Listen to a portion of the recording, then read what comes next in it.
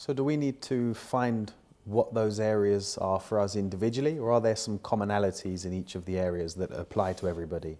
Life has been observed, analyzed, researched over thousands of years. There are many models that have been created over the years, and a lot of these models have been tested, checked.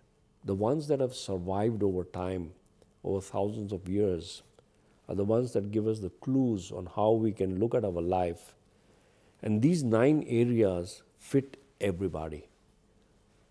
And that's the beauty of looking at our life from these 9 areas, because it's like saying there are 9 buckets, and every single area of your life you can put into these buckets and there's nothing left over. And that's the beauty of working with these 9 areas.